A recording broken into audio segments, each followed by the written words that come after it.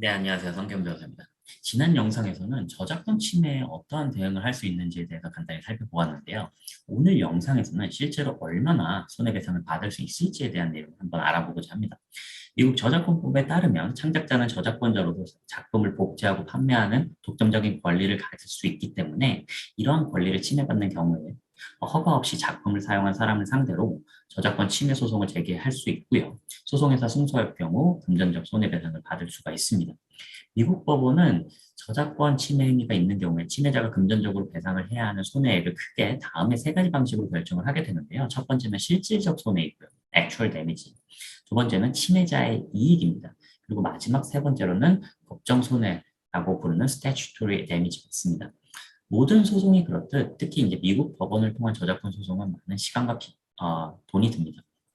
설령 결과적으로 승소를 하였다고 하더라도 예외적인 경우가 아닌 이상 내가 드린 이 변호사 비용 등을 상대방에게 부담시킬 수 없기 때문에 소송을 시작하기 전 반드시 위 세 가지 방식으로 계산된 손해액을 미리 산출해 보는 것은 매우 중요한데요.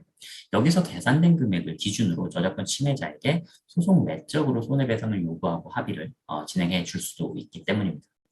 compensatory 손해로도 일컫는 이 실질적 손해라는 것은 저작권자가 제3의 저작권 침해 행위에 따른 결과로서 있게 된 입증 가능한 손실의 금액으로 구성이 됩니다. 이러한 손실에는 보통 이제 매출 손실, 라이센스 수입 손실, 그리고 침해에 직접 기인한 기타 입증 가능한 재정적 손실 등이 있을 수가 있습니다. 연방 저작권법 상에서는 저작권자는 저작권 침해로 인한 실질적 손해와 그리고 그 실질적 손해를 계산할 때 고려되지 않은 침해자가 침해로 얻은 모든 이익을 배상받을 권리가 있다. 그리고 침해자가 얻은 이익을 계산함에 있어서 저작권자는 침해자의 총 수입에 대한 증거만 제시하면 충분하며 침해자는 공제 비용과 저작권을 침해한 작품 외적으로 기인하는 별개의 이익 요소를 입증하는 증거를 제시하여야 한다라고 규정을 하고 있습니다.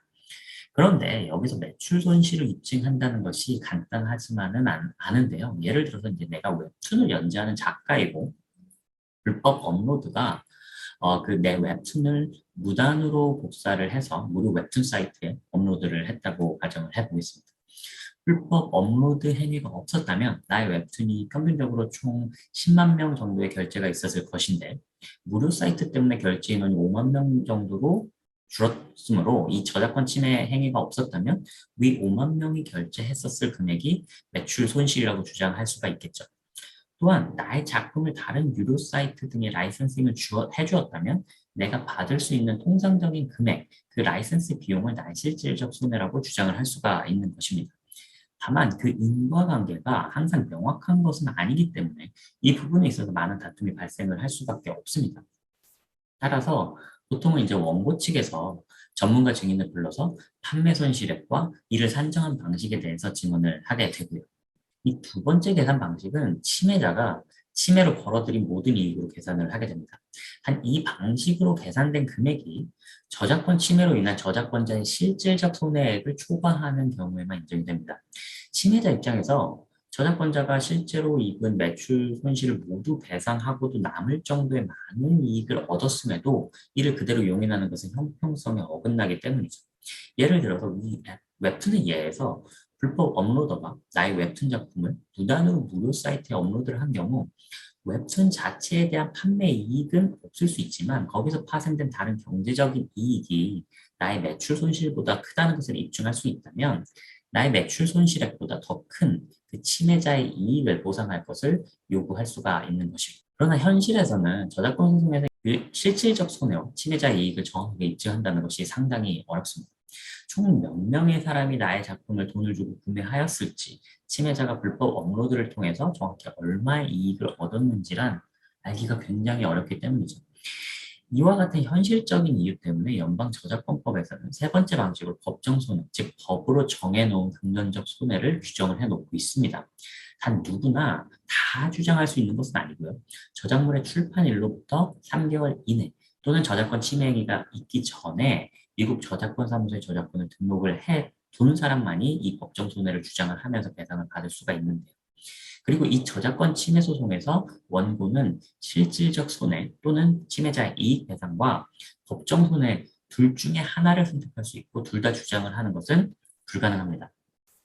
이 법정 손해는 침해가 고의적이었는지 여부가 불분명한 경우 침해 건당 적게는 750불에서 많게는 3만 불까지 인정이 되고요. 정확한 금액은 침해 행위의 심각성과 침해자가 얻은 금전적 가치에 따라서 결정이 되게 됩니다. 한편 이 침해 행위의 고의성이 없었음이 인정이 된다면 적게는 200불 수준의 배상 금액이 인정될 수도 있고요. 반대로 고의성이 인정되었다면 많게는 15만 불의 배상 금액이 인정이 될 수도 있습니다. 즉, 이 법정 손해는 앞선 두 방식, 실질적 손해 그리고 침해자의 이익이 가지고 있는 불분명함과 손해 산정의 불확실성이라는 단점을 해소해서 저작권자 입장에서는 좀 더 구체적이고 예측 가능한 손해배상을 가능하도록 해주기 때문에 많이 이용되고 있는 편이고요. 다시 한번 강조드리지만 법정 손해는 미국 저작권 사무소에 미리 저작권을 등록해 놓은 경우만 이용할 수 있기 때문에 미국 저작권 등록을 염두에 두고 있는 분들이라면 서둘러서 진행을 하실 것을 권해드립니다.